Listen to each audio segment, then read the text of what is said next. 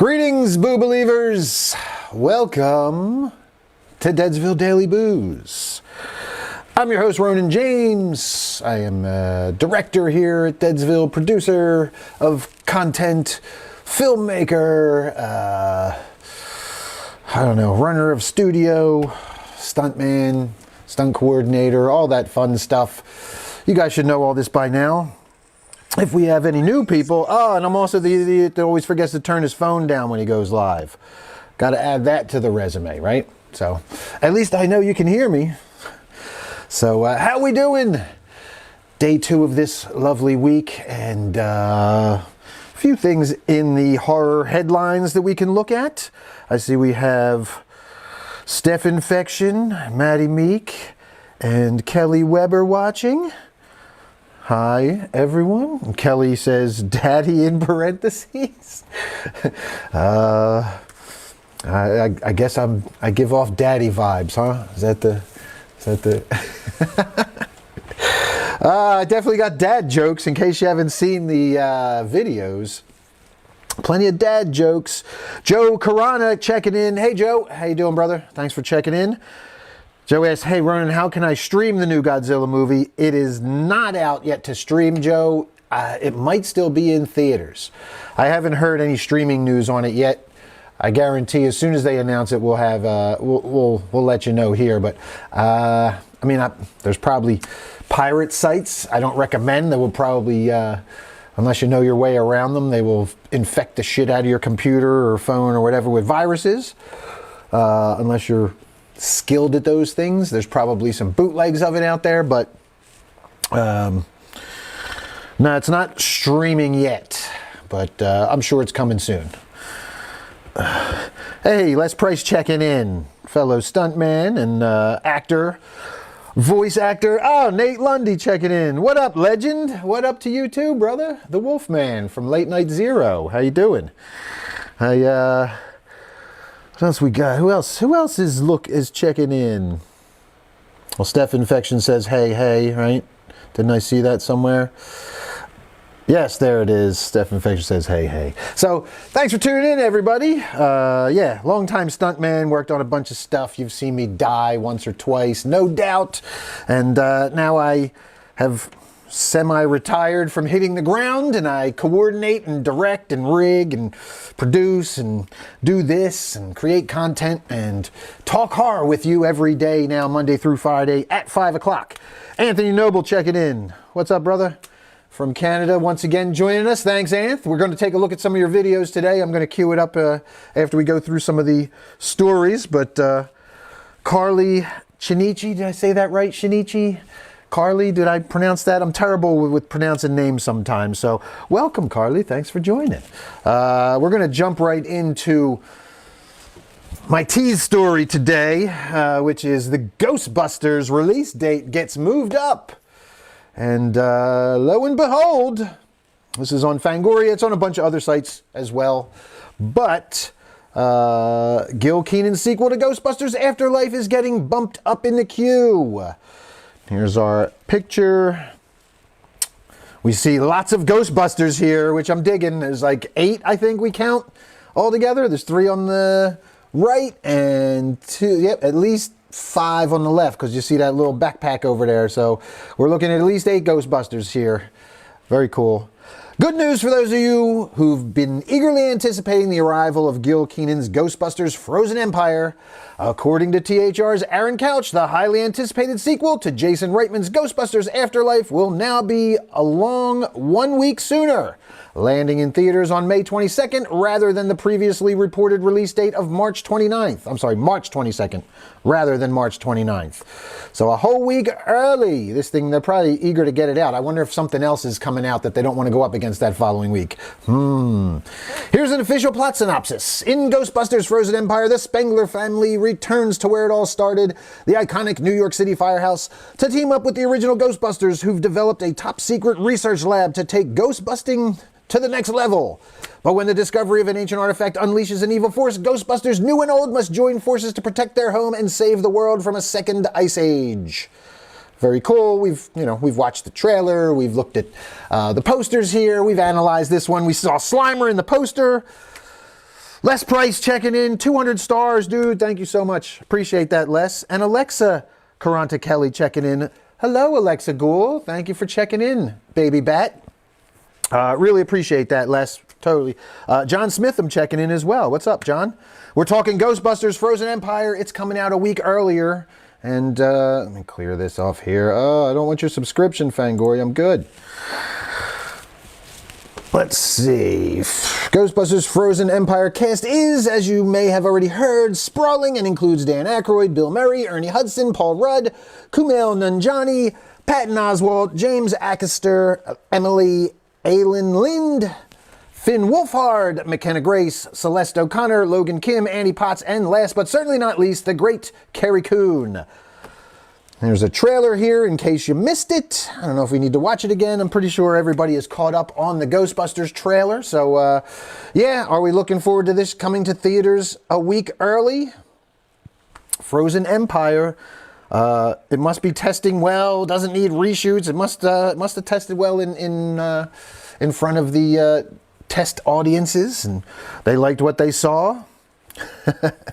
Anthony Noble says, last Ghostbusters was awesome. Loved the nod to Harold Ramis. The all-female one was a dumpster fire. I didn't even watch the all-female one because I just didn't like the whole setup and premise of it. I really loved the last one, though. I agree, Anthony Noble. I really enjoyed the last one. Afterlife, I thought it was great. I thought it was a good passing of the torch from the, ROGs to a next generation of young actors who are going to take over.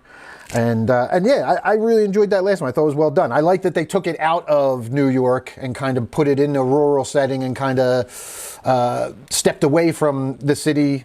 And now they're coming back to the city on this one. So now we also get the fish out of water element with these kids who, I think it's like Oklahoma or something where the other one was. So they get to now not only deal with busting ghosts, but New York City life after growing up in Oklahoma, out in the rural country. So it should be pretty good, man. It's a good setup, and I hope they do it well.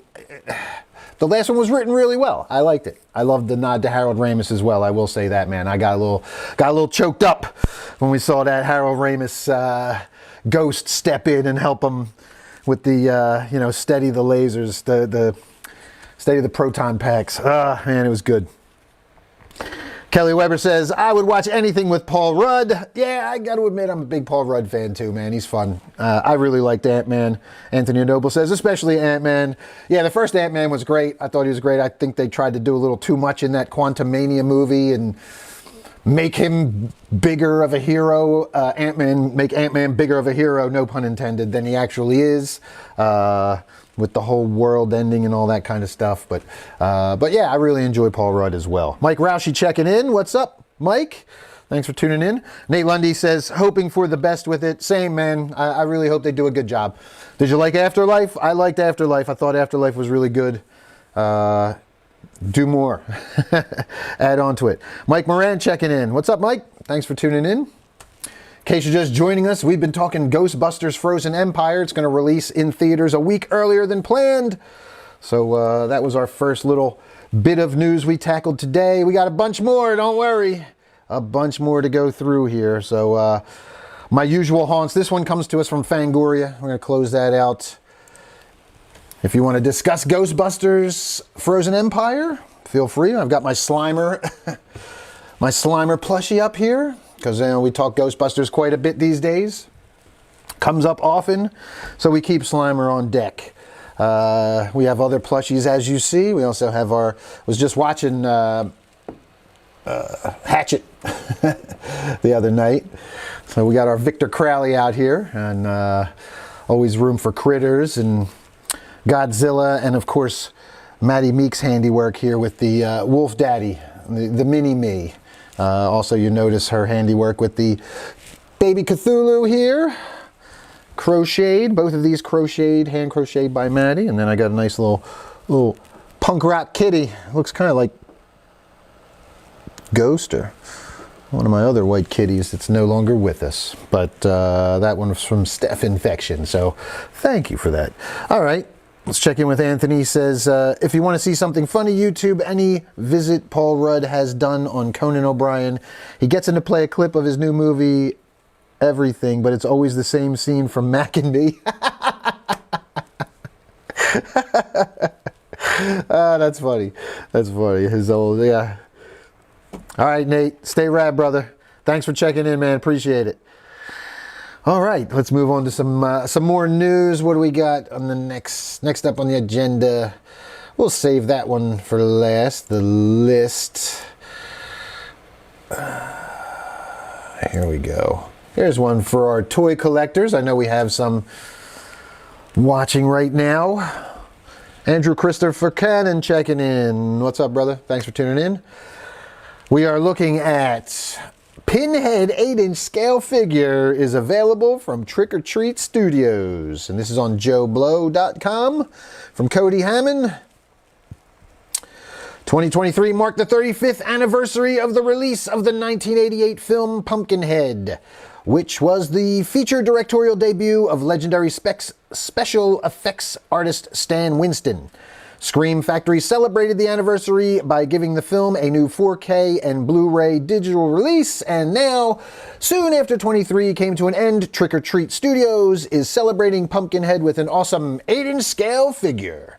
An image of the figure can be seen at the bottom of this article, and more can be found on the Trick or Treat Studios website, where the figure is available for pre-order. Pre-order figures are expected to start shipping out on February 29th. The figure goes for the price of $59.99.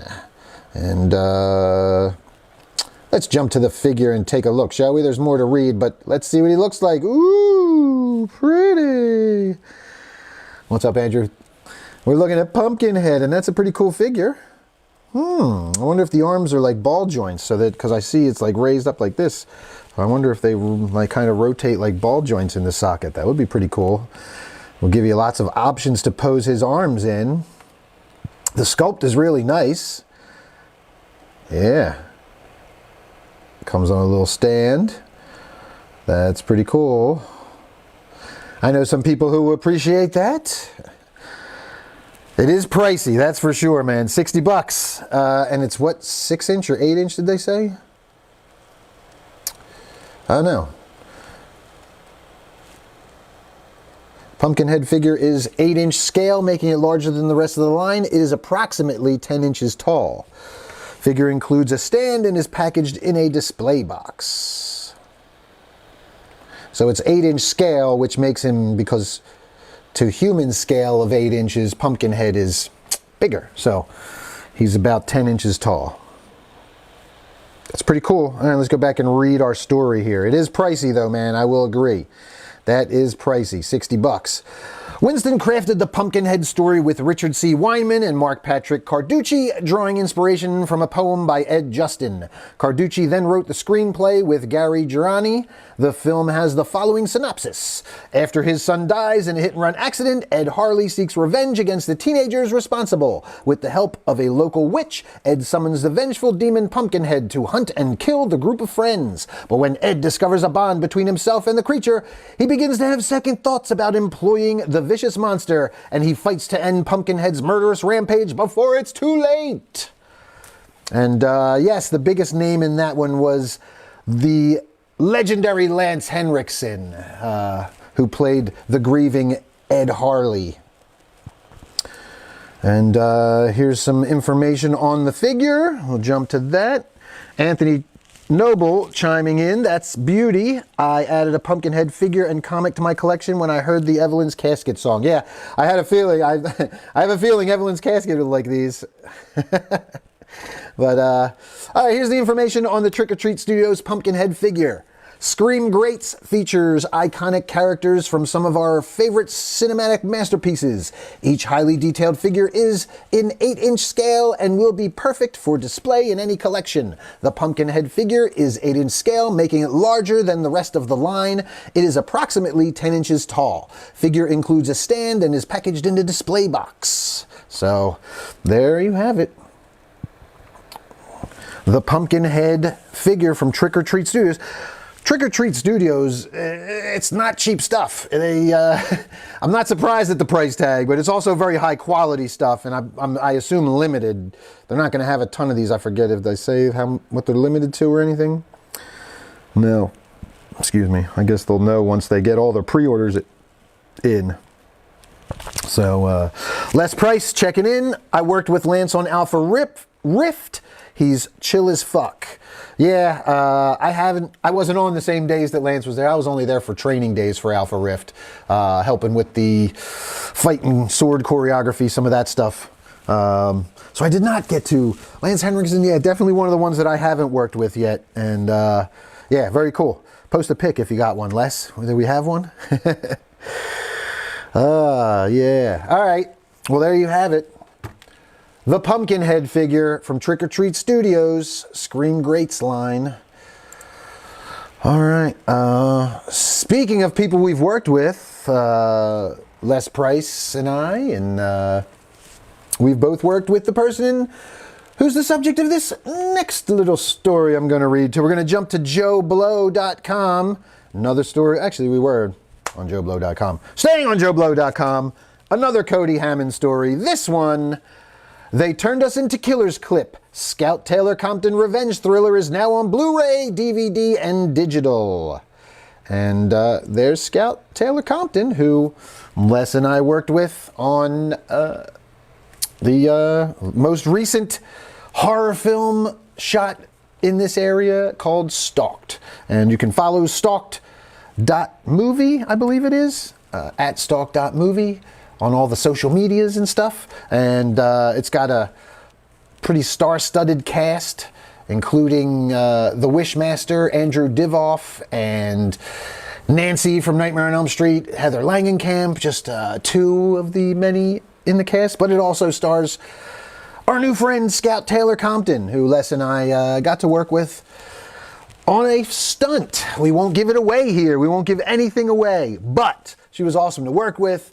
Super cool. Her fiance is also a stuntman, so she loves the action stuff. She likes working with stunt guys. She was very cool to work with, and we had a blast on set that night, doing a fun little gag that had to have an impromptu twist on it at the last minute because the location kind of changed on us. But you never wait on stunts. We worked it out, nailed it. So Kelly Weber says, "Fucking love her," and yes. Yeah, ever since, Rob Zombie's Halloween, Scout playing the modern Laurie Strode. She's won over the hearts of horror fans for sure. So, and I will give you a little inside information. She's been training really hard, doing a lot of martial arts and fight choreography stuff and workouts and stuff to do this movie. Obviously, she did, which is more of a thriller, I believe. Yeah, revenge thriller, but she's got some action stuff coming up too, so that's really cool. And looking forward to supporting Scout Taylor Compton in any of her movies. So I'm going to check this one out before we watch the trailer. Should we watch the trailer? Let's watch the trailer first. We haven't watched the trailer yet today, right? Let's watch the trailer. This is They Turned Us Into Killers. And I guess this is available now? Yeah, now, because it's from 2022. So you can watch this somewhere digitally. We'll find out. Let's watch the trailer. Oh, you know what? Before we watch the trailer, the one thing I always forget to do, setting up.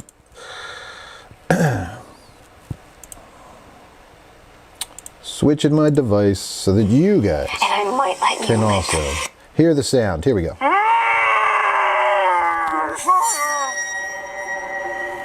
You tell me everything from that night, and I might let you live.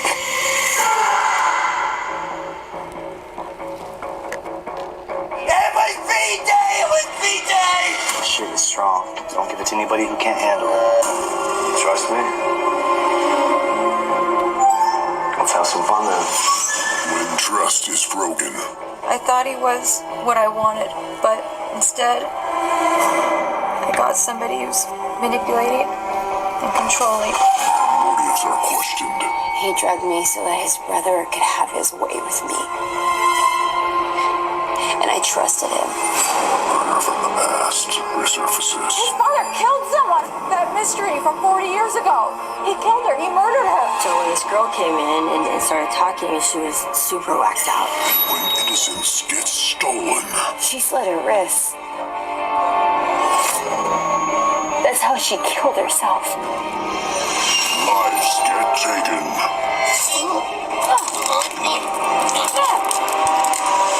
Betrayal leads to revenge.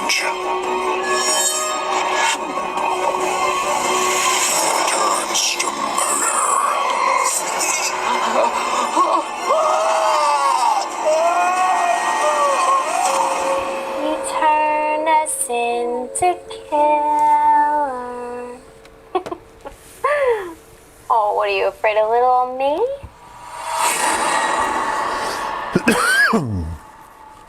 Okay.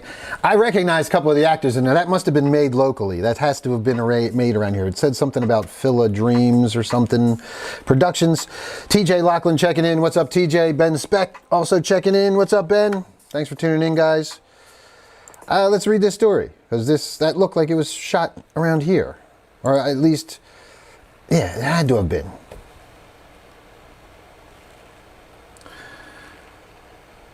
All right, let's see. Let's read the story. The story of They Turn Us Into Killers begins with a girl named Karma is drugged and assaulted by her boyfriend BJ, which leads to her tragically committing suicide. Prior to this devastating event, she writes a letter to her best friend Star, detailing the horrific events that unfolded that fateful night. Determined to seek revenge against those responsible, Star then hunts down BJ and his brothers and begins to torture them one by one while reading to them Karma's suicide letter before taking each of their lives. Sounds like a fun setup. I dig it. Good old revenge killings. Yeah. I Spit on Your Grave-esque. Very exploitation-esque, I guess it sounds, right? The film stars genre icons Scout Taylor Compton, Michael Berryman, and Kane Hodder, as well as Brian Anthony Wilson, who's a Philly local actor. Lauren Francesca, Bryce Draper, Brandon Irons, Maritza Brickazak, maybe? Xander Goldman, and Taryn Manning. Taryn Manning is a familiar face. Orange is the New Black. They Turn Us Into Killers is coming to us from Sapphire Entertainment, Phila Dreams Films, and Los Angeles Studios. Walton produced the film with Jared Safier. Yeah, Phila Dreams Films, they must have shot something in Philly, or parts of it in Philly, or maybe the whole thing. And in the Philly area, at least, because I definitely recognize a couple more of the actors in there. Brian Anthony Wilson in particular. And Scout works around here a lot as well. Like I said, we just worked with her on Stalked. So yeah, Taylor Compton is prominently featured in the clip, so it's worth mentioning that in addition to Rob Zombie's Halloween and Halloween 2, her genre credits also include Wicked Little Things, the April Fool's Day remake, Lifeblood, 247 Degrees Fahrenheit, Flight 750, Ghost House, Feral, Cynthia, The Lurker, Starlight, Getaway, Penance Lane and Intrusion, The Long Light, and Edge of Insanity, among others. So there you go. What did you think of the They Turned Us Into Killers clip? There's a clip of it, and we already watched the trailer, though, so yeah, it looked okay. Bit low budget, but that's how these things get their start. Scout Taylor Compton fans rejoice. We're getting more of her. So there you go. All right, not bad little indie revenge movie, it looks like. All right, let's jump to this one. Here's another good story, because we've been talking about this movie for a little while now. And if anybody went to the theaters and checked this one out, please feel free to chime in the comments and let us know your thoughts. Yeah, we have talked about Night Swim. We watched the trailer, as we were getting close to the release. So here we go. Blumhouse horror movie Night Swim debuts with 17 million worldwide. And this is on Bloody Disgusting, written by John Squires. And there's a shot of our demon that we've seen a bunch of times now. Universal, Blumhouse, and co-producer James Wan took us for a night swim in theaters over the weekend, with the Bryce McGuire-directed horror movie becoming the genre's very first theatrical release of the new year. Was it a strong start for the horror genre, you asked? Night Swim debuted in 3,250 theaters across the United States over the weekend, opening at 12 million domestically. Worldwide, the film scared up 17.6 million in its debut. Here's the breakdown, and they show the breakdown on what it made each day. We don't have to get into all that. For the sake of comparison, Blumhouse's Megan was released in January of last year, and the viral appeal of the title character drove the film to a 30 million domestic opening. Granted, nobody in their right mind expected Night Swim to perform the way that Megan did. Yeah, it's a totally different type of movie. It's obviously a slower burn. And Megan was more of a fun, kind of gateway horror, right? Other recent Blumhouse releases and their domestic opening weekends totals include Five Nights at Freddy's 80 million, The Exorcist Believer 26 million, and Insidious the Red Door 33 million. The good news for Night Swim, the production budget was just 15 million, so it only needs to make somewhere in the ballpark of 40 million to turn a profit. So 17.6 it made. If the production was only 15, yeah, it made most of its money back in production. Now, if it'll manage to make more once it goes streaming and all that. They'll do okay with it. It'll turn a profit eventually.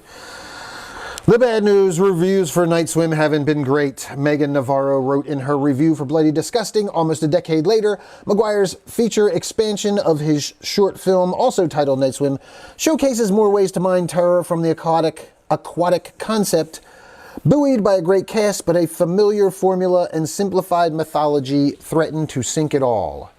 So, stretched it out, and I don't know. I still want to see it. I don't know if I'll head to the theaters to see it. Maybe. Steph and I had talked about going and seeing it and reviewing it. I guess we'll discuss it later tonight. Based on the acclaimed 2014 short by Rod Blackhurst and Bryce McGuire, the film stars Wyatt Russell as Ray Waller, a former Major League Baseball player forced into early retirement by a degenerative illness who moves into a new home with his concerned wife, Eve, teenage daughter Izzy, and young son Elliot. Secretly hoping against the odds to return to pro ball, Ray persuades Eve that the new home's shimmering backyard swimming pool will be fun for the kids and provide physical therapy for him. But a dark secret in the home's past will unleash a malevolent force that will drag the family into the depths of inescapable terror. So, yeah, the trailers look creepy, but it looks slow. I mean, it looked like it was like kind of a slow burn, and here's some shots. So, yep, this one comes with some Bloody Disgusting's John Squires, and yeah, so not a bad start, but probably not the start that Blumhouse was hoping for to the horror year. Right? Anybody see it? Has anybody watching seen this one yet? If so, comment your thoughts. Let's see what else we got. You know what? I'm going to jump over to our Facebook page and read some comments from earlier today from you guys.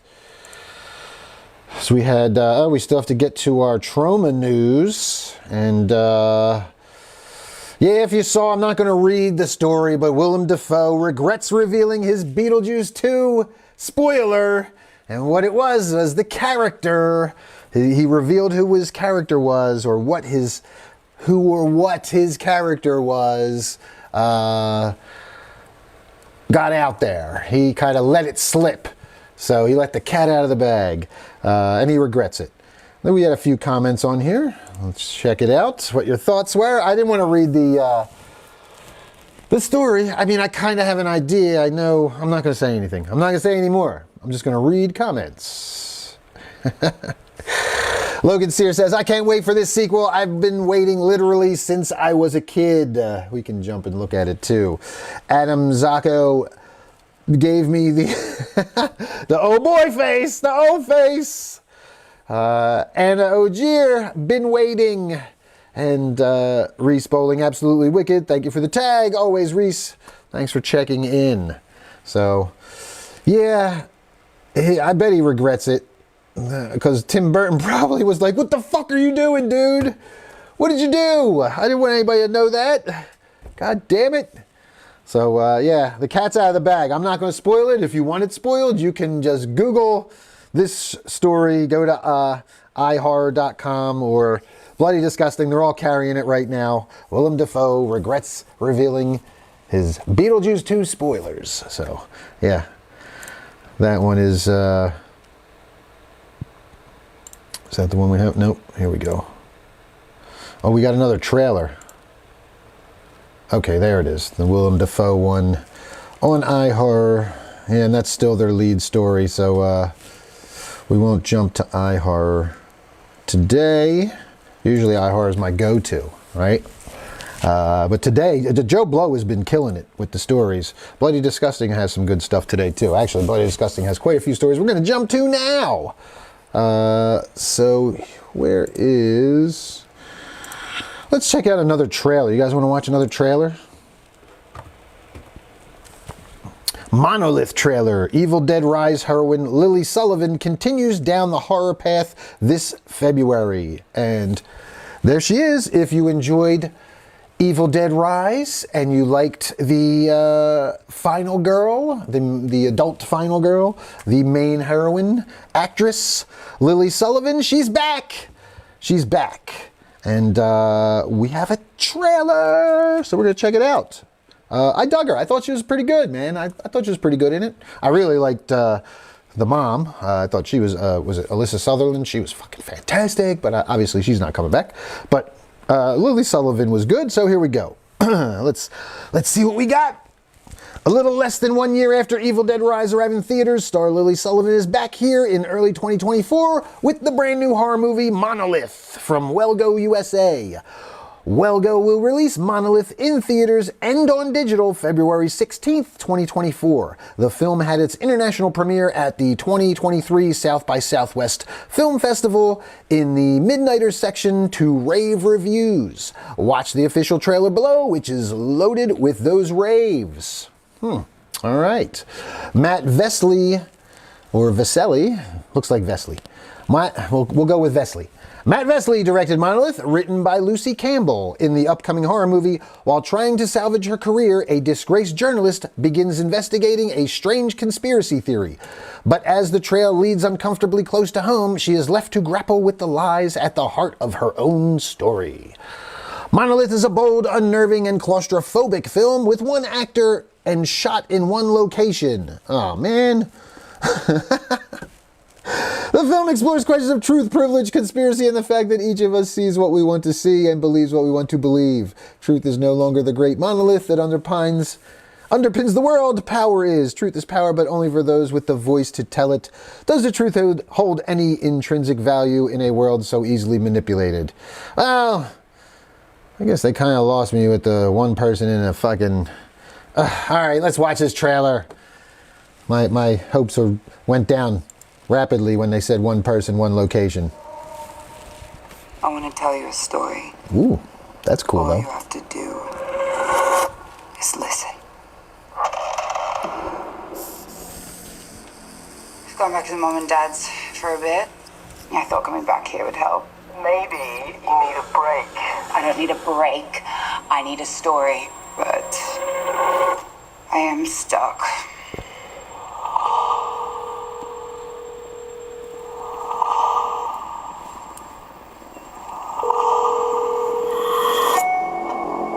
I need your help, listeners.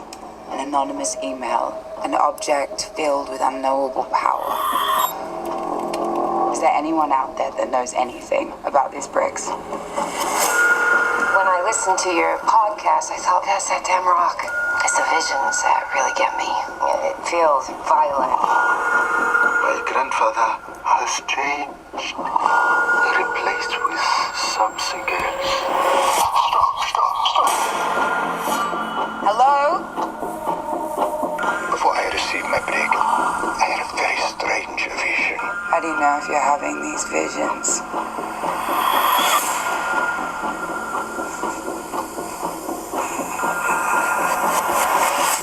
The bricks have really got under your skin, haven't they?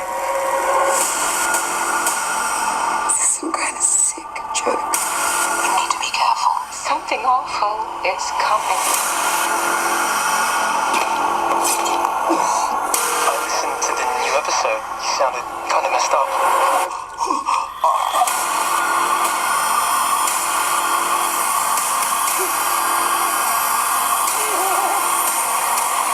It is spreading like a disease. Any of us could be next. I want to tell you a story. All you have to do is listen.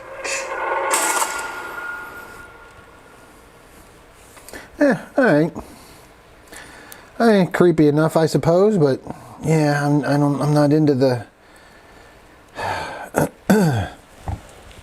not into the one location, one actor thing. I don't know. We'll see. if it was free to stream, maybe. I mean, it's good to see the actress doing some more, I guess that's horror. Yeah, it's like a horror thriller, right? I guess it seemed.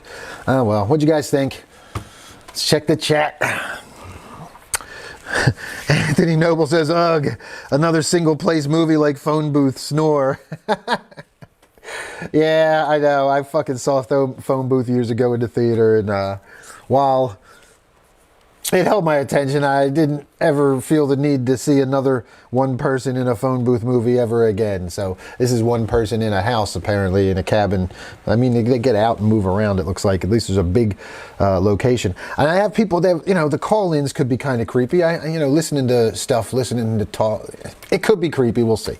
But it's not on my, like, must-see list, that's for sure. If I'm searching for something and it pops up, maybe I'll give it a look. TJ Lachlan also says that's not piquing my interest. Nate Phillips checking in. What's up, Nate? Thanks for tuning in. We're looking at, we just watched the Monolith trailer starring Evil Dead Rise heroine Lily Sullivan, and we're going to kill that one. All right. Let's find our Trauma news.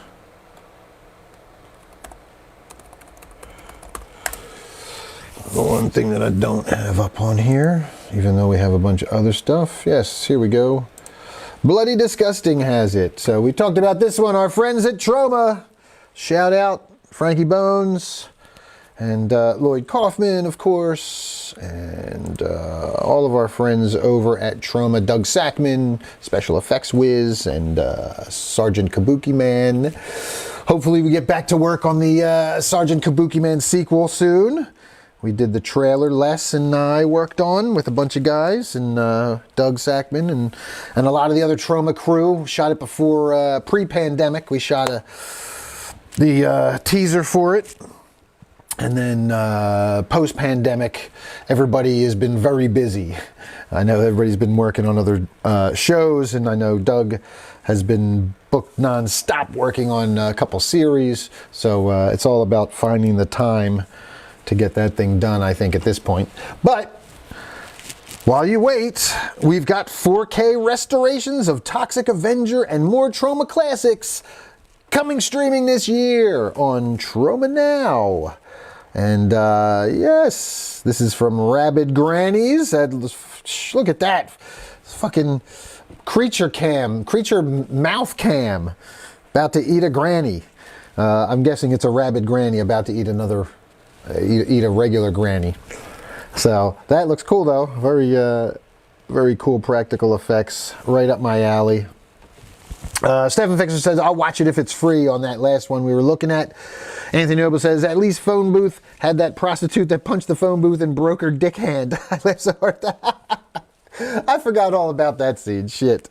That's hilarious. All right. Yes. All right. So now to Trauma Now.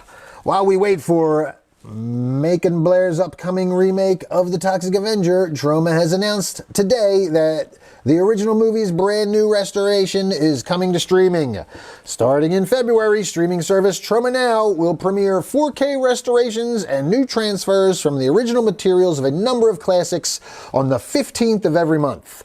On February 15th, the new 4K restoration of The Toxic Avenger will be available to stream exclusively on Trauma Now. The rest of the series will follow throughout the year. Rabid Grannies from 1988 will be coming to Trauma Now in 4K this year in its original 96-minute uncut format, scanned and restored from its 35mm interpositive. Mother's Day, 1980, Charles Kaufman's cult classic horror film, Classic, will premiere in April, newly scanned and restored in 4K from its 35mm original camera negative. Blood-Sucking Freaks, 1976, Joel M. Reed's equally celebrated and reviled film will premiere in 4K, scanned and restored from its 35mm internegative. Other titles coming this year include The Last Horror Film in 4K, a newly restored transfer of Redneck Zombies, and more Trauma classics like you've never seen them before. Stay tuned for more streaming dates as we learn them. And there's a shot from the classic Toxic Avenger. Stunt double going out the window. Here's Mother's Day. Oh, Mother's Day was a classic too. Oh, man. Very cool. Blood-sucking freaks. Nice. Yeah, that's very cool that they're restoring these, because, yeah, if you try and watch them, especially streaming, you can get a couple problems. Number one, they aren't 4K to begin with, and if your streaming service runs slow, or you're not, you're on some, you're streaming from somewhere that slows down, you start getting pixelated, then you're really hurting because I know I've been dealing with Screenbox recently. It's been better, but yeah, I've been working through that. But yeah, then you really, it's tough to watch some of these movies when they're not in 4K and you have a 4K TV that's making it look even worse. It's like, it's magnifying how fuzzy everything is. So yeah, very cool that they're getting some 4K remasters of these to put on Troma Now, make a lot of this stuff more contemporarily watchable. And yeah, perfect to do it with the remake of the Toxic Avenger coming. You drop this Toxic Avenger, people are going to want to watch it. So very cool. Mother's Day, Blood-Sucking Freaks. I want to see Rabid Grannies. I don't think I've ever seen Rabid Grannies, and that shot right there makes me want to see Rabid Grannies. Sorry, I'm talking about this. Here we go, right there. That shot right there makes me want to see Rabid Grannies. Look at that. Man, how could you not want to see Rabid Grannies? It's fucking creature mouth cam. Oh, man. Love me some Troma. All right. One day we'll do a tour here of the studio. You can see all the Troma posters I have out in the hallway over here. Original Troma posters given to us by Eric Welsh, one of the Troma cameramen. When we first opened the studio up, he had a room here and he's a guitar player too, but also runs camera on a bunch of the Troma stuff. So thanks, Eric. They're still here. They're still in good hands. Eric also gave us this one here. This awesome original Jason I Love New York poster that I proudly display right behind me. So yes, thank you very much. All right. Oh, we got something coming on Screambox. Speaking of, wow, it's like I plan these segues sometimes. I swear I didn't even plan this. But Here for Blood brings pummeling gore to theaters, digital, and Screambox on February 9th. I guess I'm going to keep Screambox for another month. Here's a trailer. Here's a picture. Here's a lot of blood. I will say, if you like blood and gore and ridiculousness and you have Screambox, watch fucking Adam Chaplin. Oh my God. I might have to go live and just talk about Adam Chaplin for a whole day. Holy shit. And bring Maddie in, because she watched it with me and it was just fucking, it was like a live action anime with the most over the top ridiculous blood and gore splatter everywhere. I don't want to go on Adam Chaplin. If you have Screambox, watch Adam Chaplin. We'll talk about it very soon. But we're going to talk about this one first. This is on Bloody Disgusting, written by Brad Miska, and huge news for fans of old school horror, as Here for Blood, an over-the-top, gory, and insanely fun home invasion slasher that's no doubt going to gain cult status, will release in theaters, on digital, and Screambox just in time for Valentine's Day, February 9th, 2024. And we have the trailer below, debuted on IGN today. Here for Blood feels like a 90s video store discovery that's brimming with gore and jam-packed with laughs, and has become an instant favorite of mine and our team's as well. We are certain Bloody Disgusting readers are going to fall in love with this indie gem. All right, well, Bloody Disgusting gives it the thumbs up. Director Daniel Turris, Here for Blood, directed by Daniel Turris, Here for Blood, follows a down-on-his-luck wrestler, Sean Roberts, Albert Wesker in the Resident Evil films. Oh, sweet. Okay. All right, Wesker, I see ya. And his girlfriend, Joelle Farrow, who are having a hard time making ends meet. When his girlfriend finds herself overwhelmed by exams, muscle-bound wrestler Tom O'Bannon steps in to cover one of her babysitting gigs. But his chill night of junk food and video games quickly takes a turn for the cultish when the home is invaded by a gang of mask-wearing maniacs. Isolated and unprepared, Tom, his girlfriend, and a precocious 10-year-old must survive the night by any means necessary.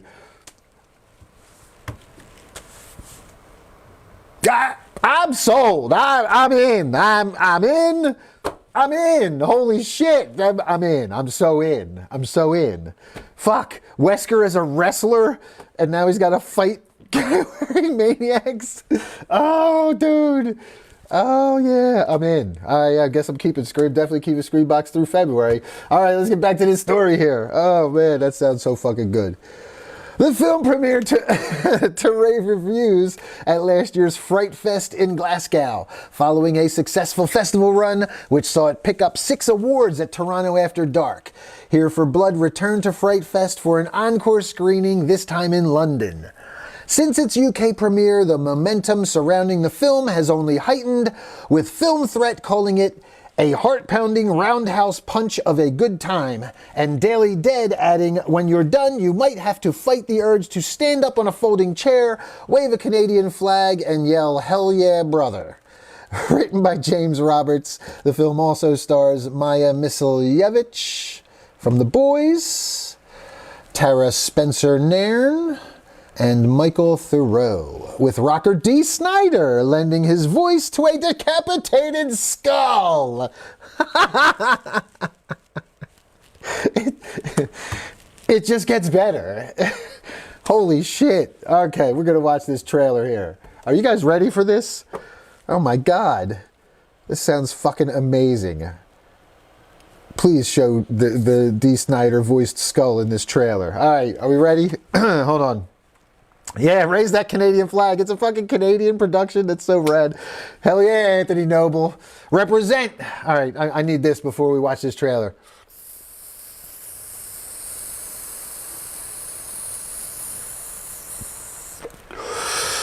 All right. Here we go.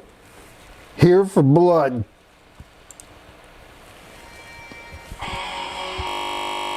Oh, man. Oh, you gotta be kidding me.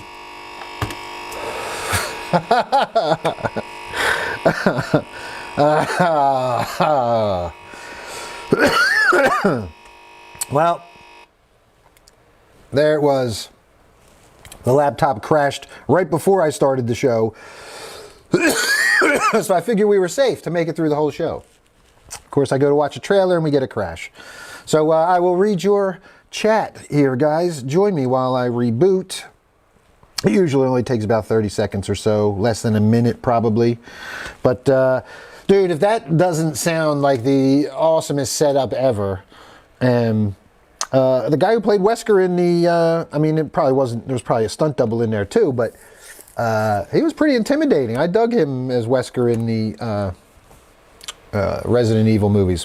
That's cool to see that they're bringing him into something else. I know, like when you get your when you're out shopping for, or you're like pitching your movie, you'll have some, you know, you'll have actors in mind until they get attached to the project. You don't really have a name to run with to try and sell your movie. So I think it's cool that they were like, yeah, we got fucking Wesker from Resident Evil kicking ass as a wrestler. Dude, that is so fucking good. All right, we are almost back up here. Bear with me one more minute, folks. Here we go. All right, here it is. I'm back up here for Blood. Let's give it a minute because I get a couple pop-ups as we start up. I'm going to read your chats in 1 second. Jump in what your thoughts are if you're down with this, if this sounds like something you're into. Kelly Weber says, D is amazing and he's always good. Strangeland is great. Yeah, as a matter of fact, if you were here in the studio, Kelly, and man, I wish I can't.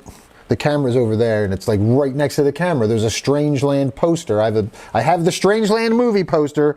The original movie poster is right there on the wall, literally 12 feet from me. Yes, Dee Snider, Strangeland, great fucking movie. TJ checks in, says one of my favorite movies. Kelly says me too. And yes, all right, I think we're up and running here now, I believe. Let's watch this fucking trailer for Here for Blood. This sounds amazing. Here we go.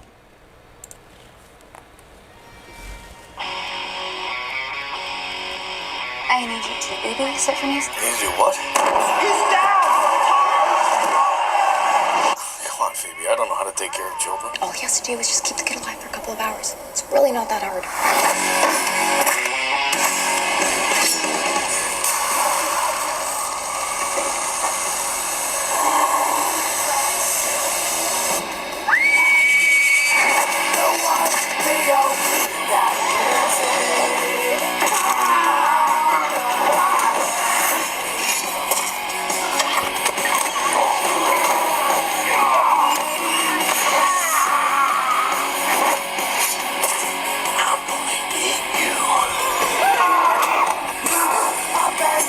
Don't kill him.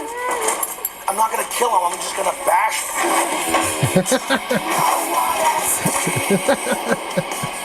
How do you want to do this? You want a fist fight? Okay, all right.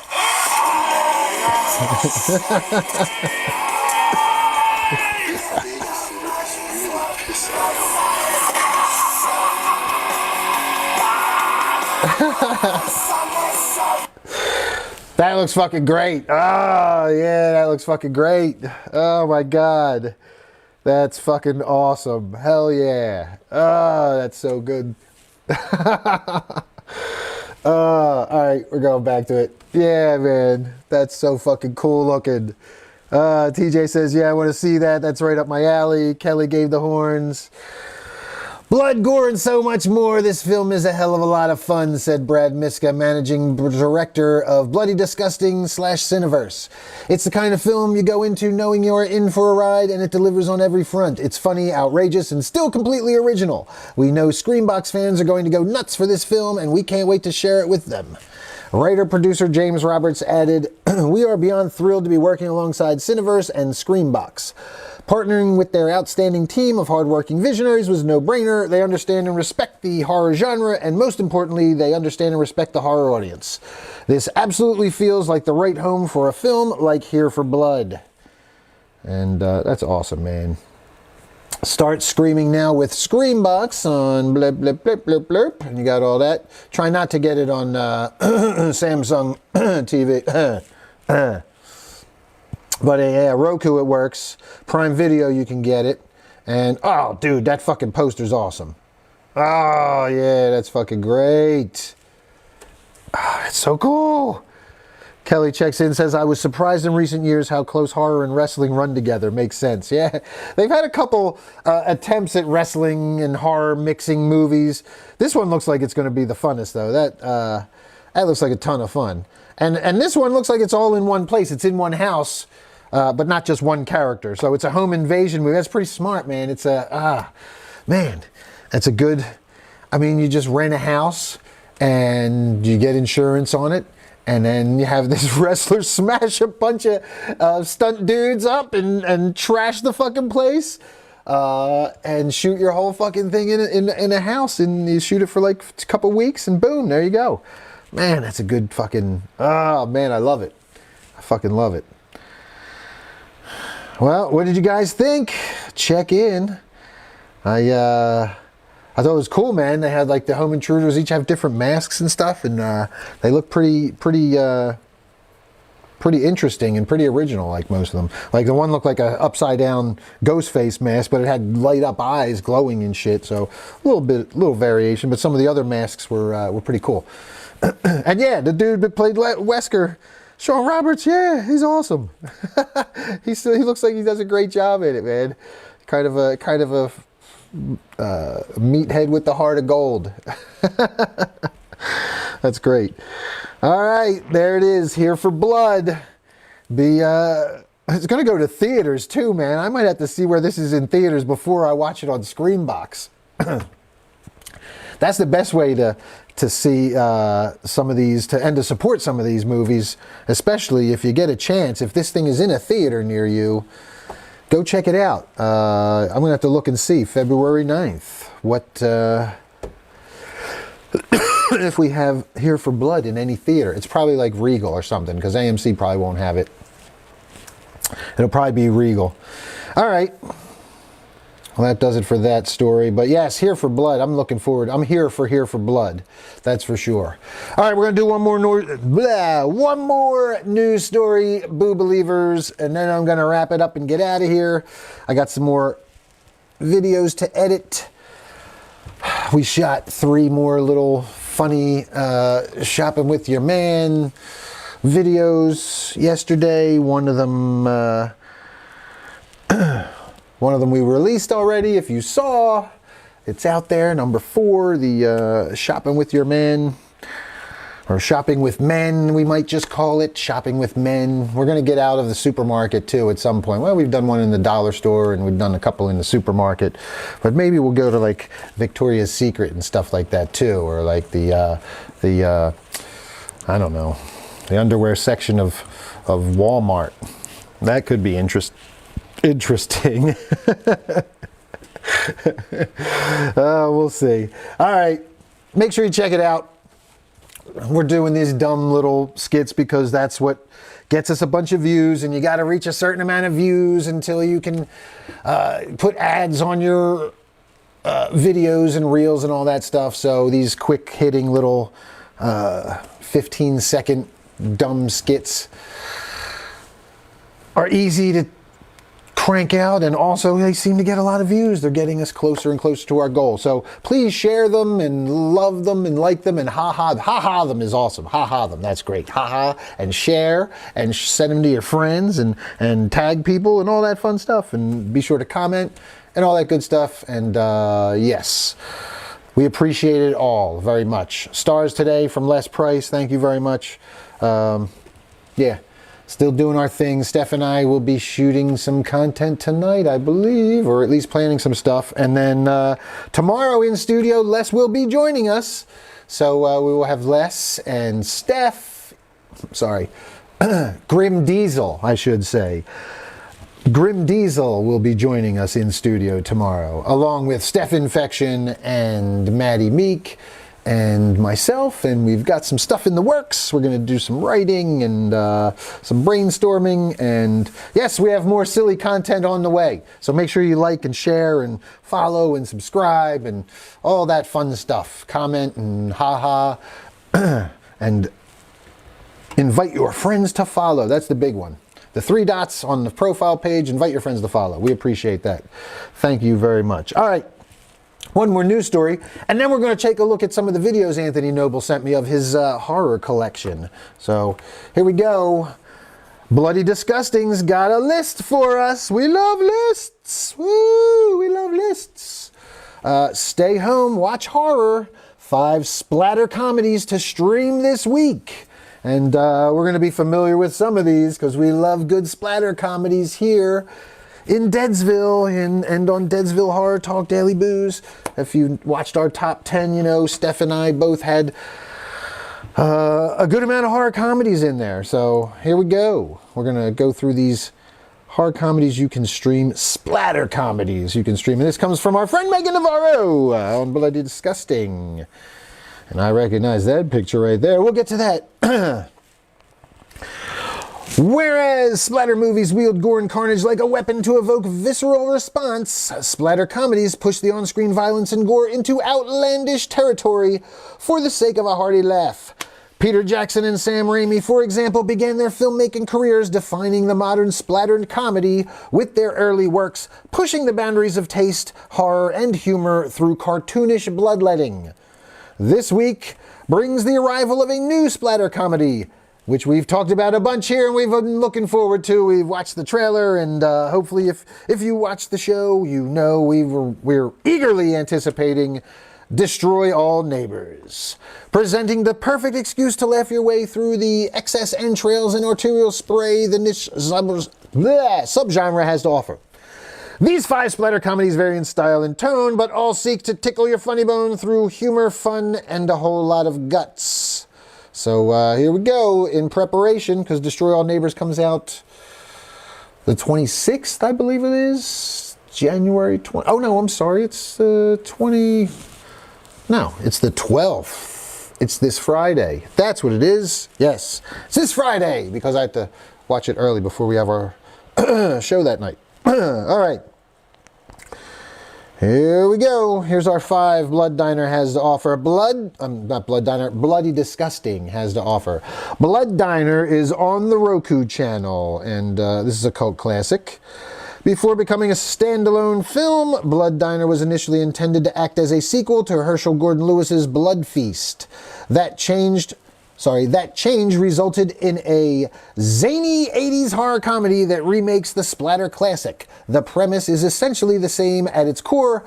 Directed by Jackie Kong, Blood Diner follows 2 brothers tasked by their dead serial killer uncle to continue his attempts to resurrect the goddess Sheetar. They do this by using their diner to host ritualistic feasts and lure women from which they harvest body parts. But the brothers' vapid nature winds up making this feel like Bill and Ted were unwittingly dropped into a horror comedy. Their murder spree is made all the funnier when detectives are stumped by the crime scenes. The original played it straight, while Kong dials up the 80s excess here for maximum gonzo laughs.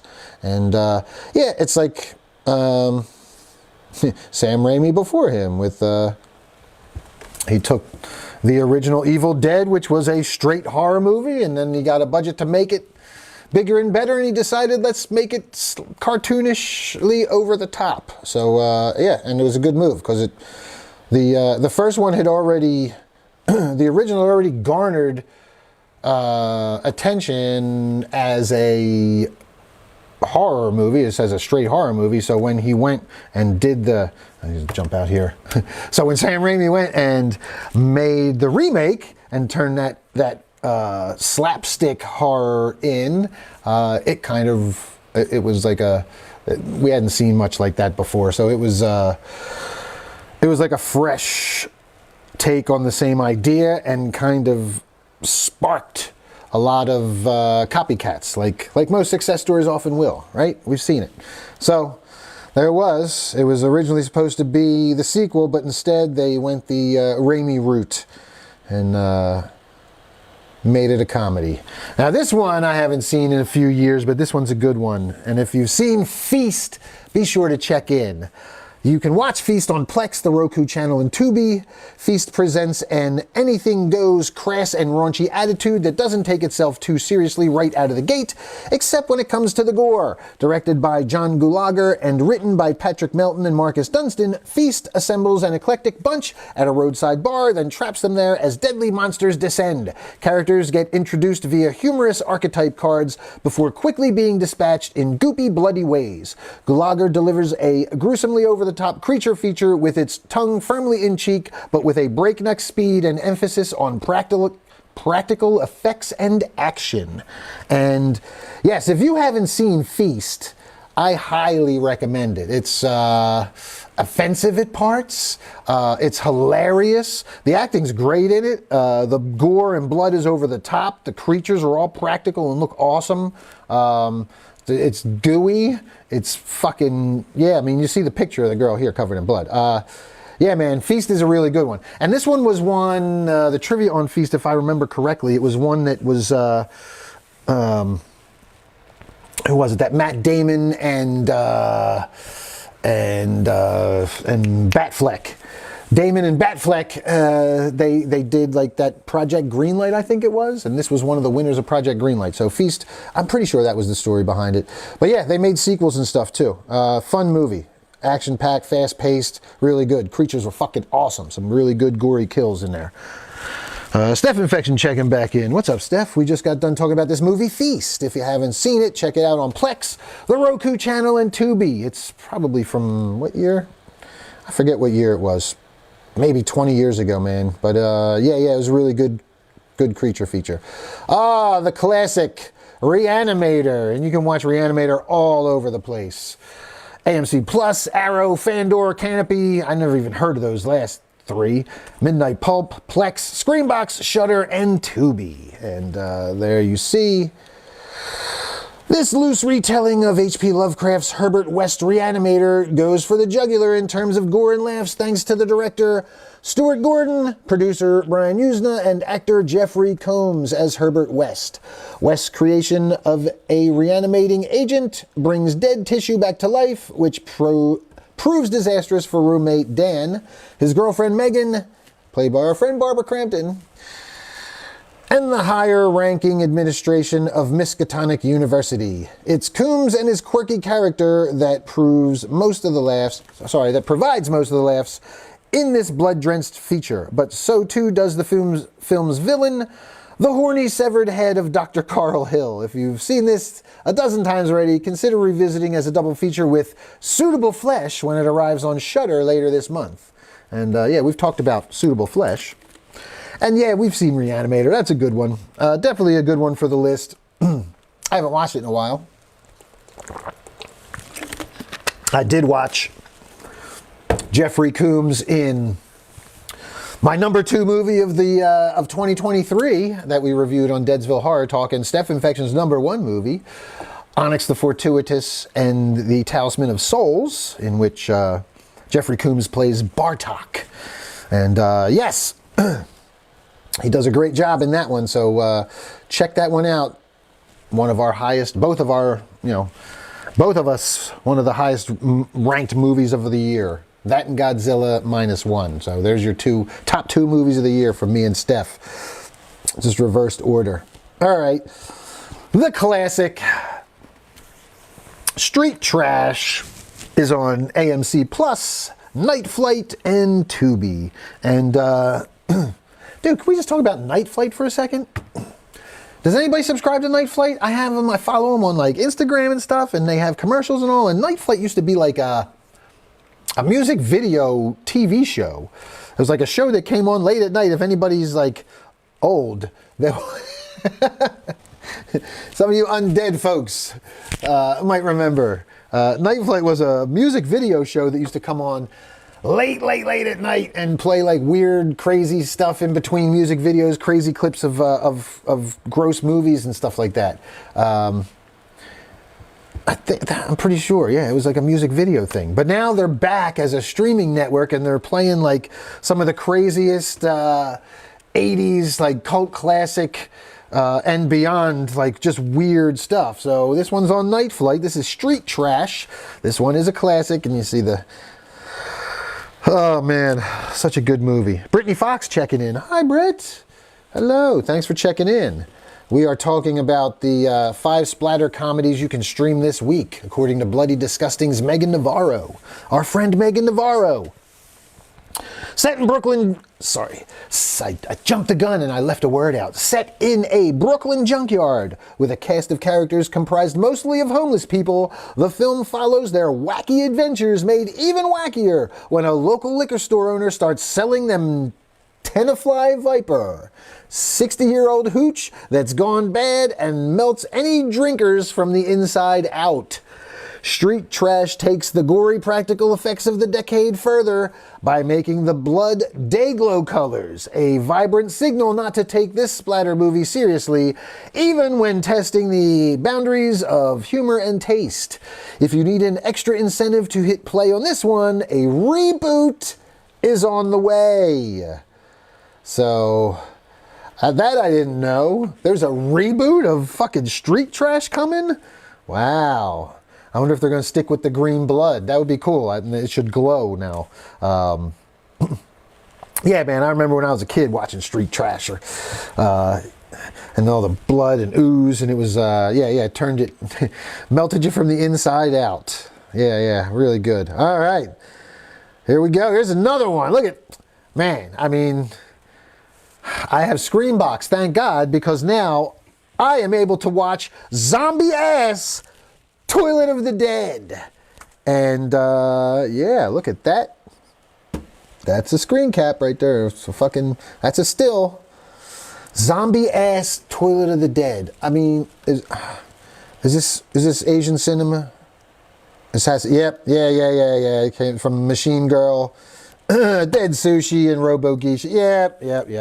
The title says it all. Expect more slapstick mayhem from Noboru Iguchi, Dead Sushi, Machine Girl, and Robo Geisha.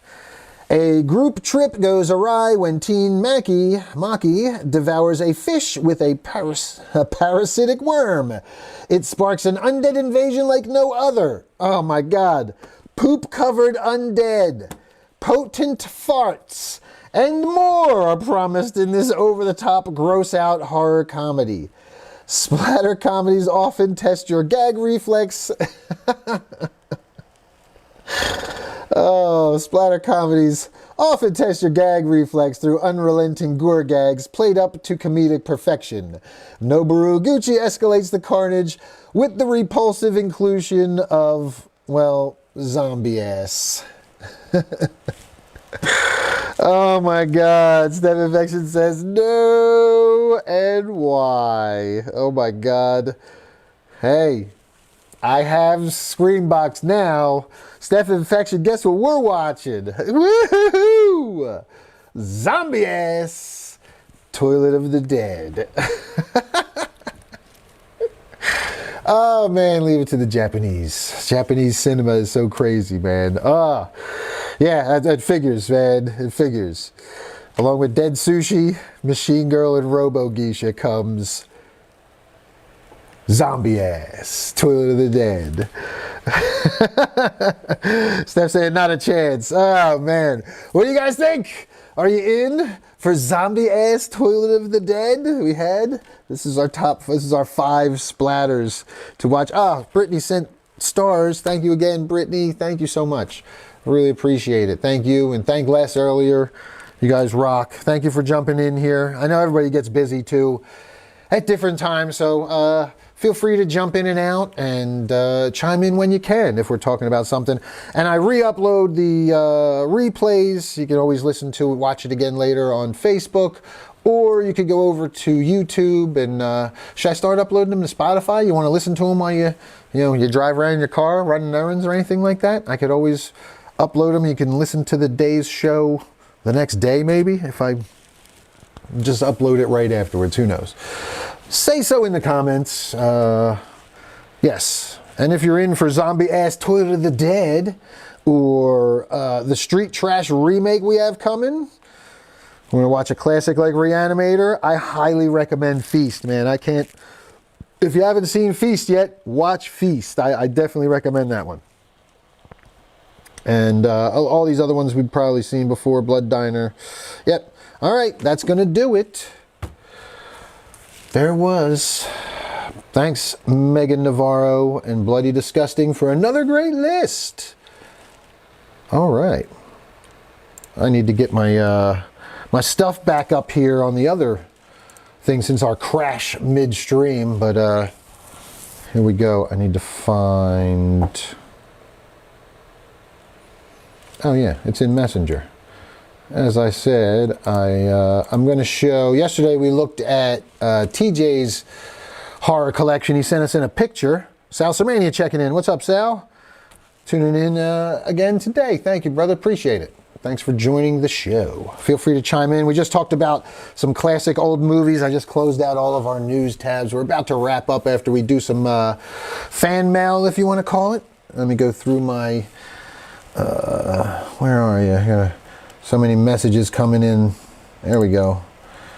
Yeah, I sent a bunch. All right. Bring you up here. See if this will go up. Follow stuff. Some pops. Nice. Hellboy stuff and the Fallout stuff. All right. It's the Hellboy stuff and the Fallout stuff.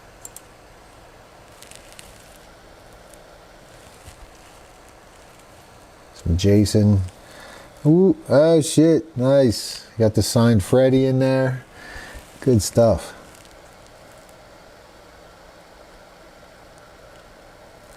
Man, yeah, you got a lot of Jasons. That's awesome, dude. Ghostface. Yeah, I got a couple of them myself. Yeah, you got a Lillard, Lillard autograph, face hugger. Man, nice, good stuff, man. Very cool. Ah, I like that. I like the fucking coffin case shelf. Very cool. Puppet Master.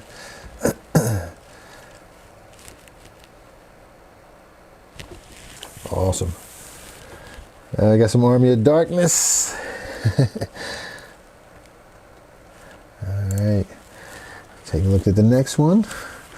Sent a few videos that we're going through. If you guys have toy collections you want to take a picture of or send video of, nice, the Die Hard posters, good shit.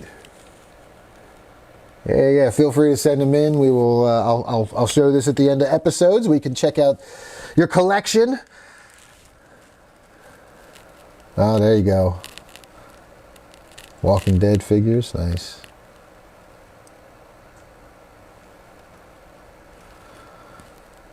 Skateboard deck, sweet. Oh, I guess that's it. Yep. Nice. All right. Very cool stuff, Ant. Good shit, man. All right. Well, yeah, like, yeah,